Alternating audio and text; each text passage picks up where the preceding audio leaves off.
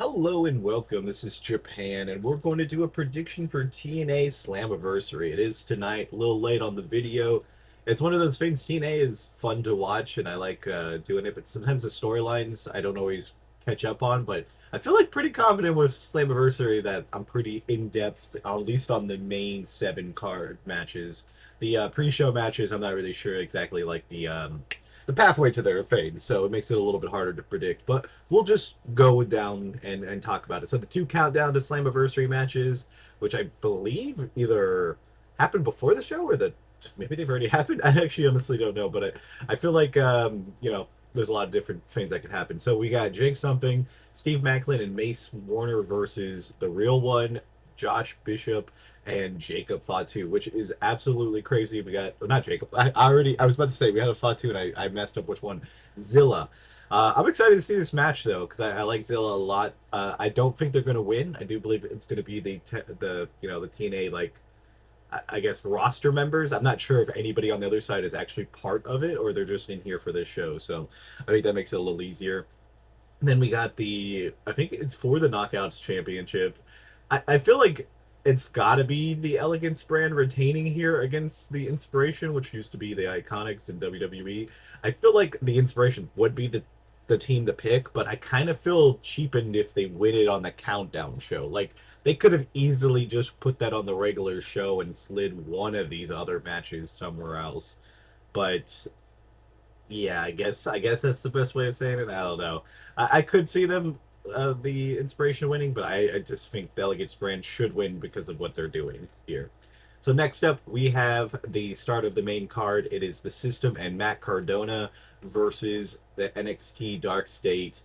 It's kind of interesting to see a lot of NXT people on here, which also makes it very easy for me to know a lot of the narrative thread because I pay attention to the WWE product the most. It goes like probably goes WWE. It probably goes over with the two Japanese promotions I follow the most, which would be Marigold and Stardom. So I'm pretty caught up on most of their storylines. TNA is probably a little bit higher than AEW, and then AEW, if it's a big major storyline that at least gets like one or two shows of stuff, I'm pretty in depth of it. But if it's kind of all of a sudden I don't know, so I feel fairly confident with most of this. And then you add the TNA stuff, it makes it easier.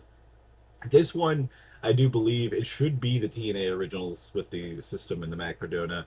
Uh, Dark State, I think, is going to have a good showing. I mean, obviously, an eight-man tag match, you're going to have eight dudes that are from NXT getting an opportunity on a big TNA PLE. I think that's just a kind of great situation. So I do think that, Matt Cardona is going to win this for them. Or, like, I think he's going to get the pin, too.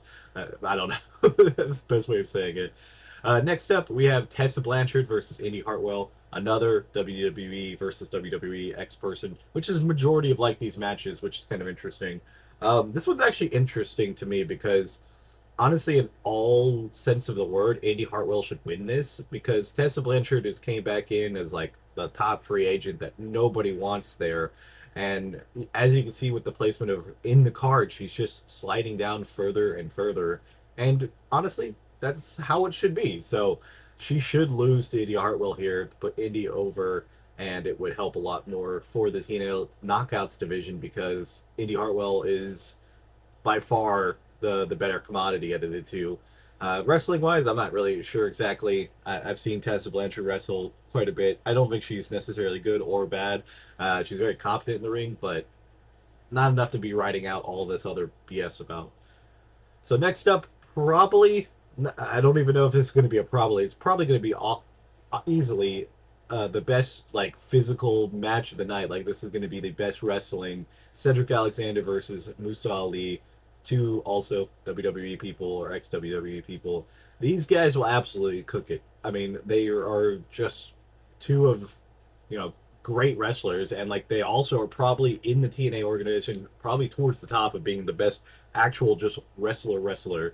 And yeah, this one is going to be great. I do think it's going to be Cedric Alexander winning here. It's honestly a 50-50 thing because if they're smart, I would definitely give it to Ali by his group cheating. So then Cedric Alexander gets the rematch and then they get a rubber match. Because if they get three matches out of this little trilogy, it'll be great. I don't believe they've fought yet. I think they've only had like a one-on-one. I think they've only had other stuff like promos and stuff like that, and yeah, I think that's about all they've done. I could be wrong about that necessarily because that one's a little bit more difficult on some of the TV programs to remember everything.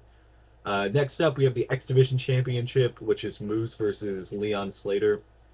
This is honestly, what do you want from your title? Because if you want somebody that's still like prestigious and like a veteran, then you want to keep Moose retaining here. But if you're ready to pass it on to somebody who's actually a X Division like type of wrestler, you should give it to Leon Slater. I think I'm gonna go with Leon here. I feel like it's the better call. Nothing against Moose, but Moose is a powerhouse, and he should really be towards that main event scene. And whoever retains here with the TNA title or like gets the TNA title, Moose would be a great challenger after being pissed off about losing this title. So I'm gonna go with Leon Slater. I think that is the call. Then we got the TNA Tag Team Championship ladder match. Now it's a ladder match, so the Hardys should automatically win. It should be the easy bit, but it's the Rascals versus the Namaths versus the Hardys versus First Class. Honestly, this is kind of like a no lose situation for TNA with whoever wins this because we can go down the list. If you do the Rascals, they're definitely probably the younger team that obviously has done a lot of stuff in TNA, except for like really getting a lot of that gold. So this would be another good thing to do for them. And they're young, and they pretty much can do all of the rivalries with other tag teams that other people haven't had because they've dipped their way in there. But when you have a title in there, then you can get a bunch of matches.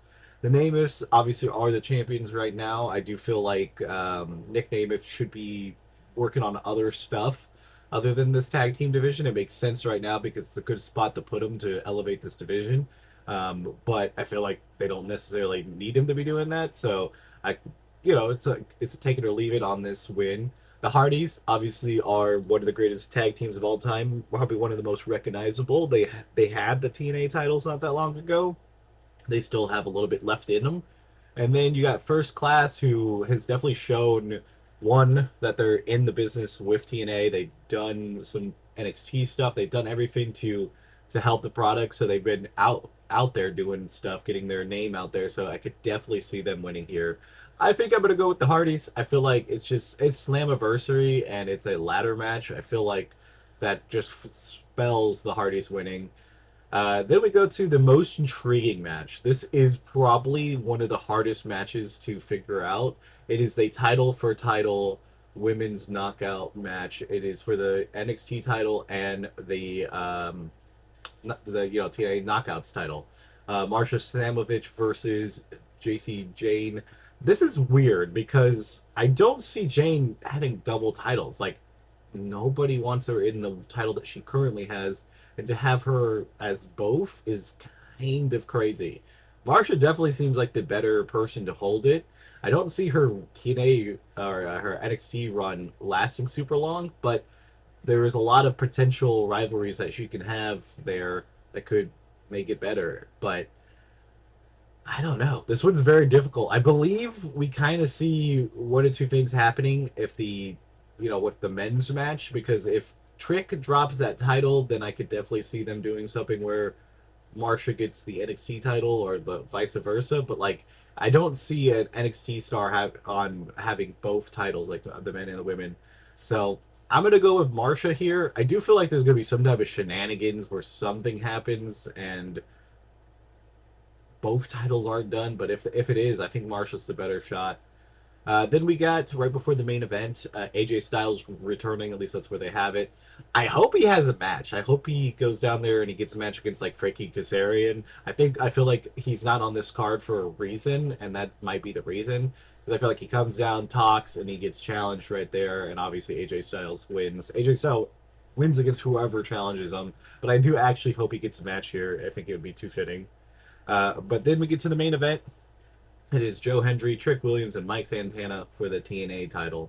Um, you really can't go wrong in this situation on pulling the trigger with anybody because I feel like everybody has their own ability to be hot and work. Obviously, if you let Trick keep doing it, you got that young champion that has brought it all over the place. Bringing it to NXT is a big deal because a lot of people are very like WWE filter vision that they only watch the WWE product. And having somebody that has it over there, you kind of look at it and you see some of the people, you see new wrestlers that might give you that opportunity to go look at TNA. And I think that's what the whole partnership is supposed to be. So I think it would be a good idea to let him keep it. Joe Hendry obviously is still extremely over with the fans. They absolutely still love him and wouldn't be a bad thing to give him a second run. But I honestly do believe Mike Santana should get it. I think he's the best wrestler out of the three right now. He seems to have a lot of momentum, and the crowd seems behind him also. But I think if he gets it, then they could also have a lot more TNA centric stuff and still have that opportunity that he might go to NXT just to flaunt it, because Trick Williams will go back into, you know, NXT, but he'll probably just kind of fall in the back and just do some random stuff until probably he gets called up in the WWE draft in August, because I can't see what else you can do with him down in TNA or NXT at this point. But yeah, those are my predictions. Tell me what you guys think. Tell me if you guys are going to watch it. That's the big fan. And I'll see you guys in the next one. Bye, guys.